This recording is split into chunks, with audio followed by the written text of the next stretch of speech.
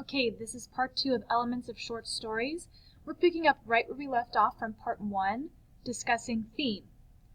Theme is an idea that holds a story together. This is the message or the main idea of the story.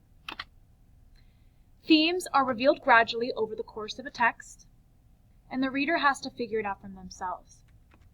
Some examples of themes sound like war tears families apart, or materialism and greed destroys people's lives. You can determine a theme by analyzing the characters, the literary devices, or the plot elements used in a text. Themes are never just one word, like love or courage. You have to have a message or a main idea about those topics for it to become a theme. Some other terms you need to know in short stories are dialect. This is the type of language that particular people from particular regions speak. You'll see various characters may have differing dialects. Imagery is often tricky, but it is figurative language that is used to create word pictures for the reader. Language that appeals to the senses of sound, touch, taste, and smell. Imagery is often created by similes, metaphors, personifications, and other literary devices. Some additional terms. I want to make sure you understand the difference between novels and short stories. We will be reading both this year. Always remember that short stories are brief and they're fiction just like novels, but novels are much longer. And it's also important to note that whenever you cite or say the title of a short story, you put the title in quotation marks, as this example here. With novels, instead of quotation marks, you always write the title in italics. Some other literary terms that may be review for some of us.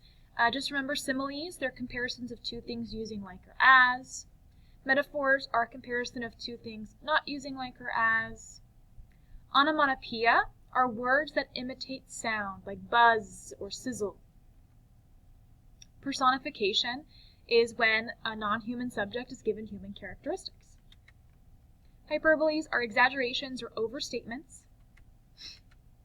A symbol is anything that stands for or represents something else. The object has its own meaning, but also can represent an abstract idea. So we think about how when you were a kid, you brought your teacher an apple to school.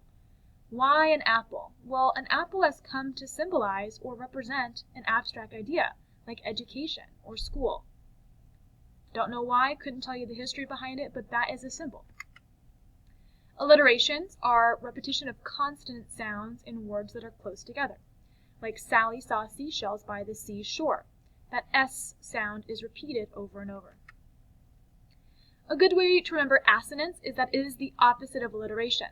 If alliteration is the repetition of consonant sounds, assonance is the repetition of vowel sounds. Like the rain in Spain stays mainly on the plain.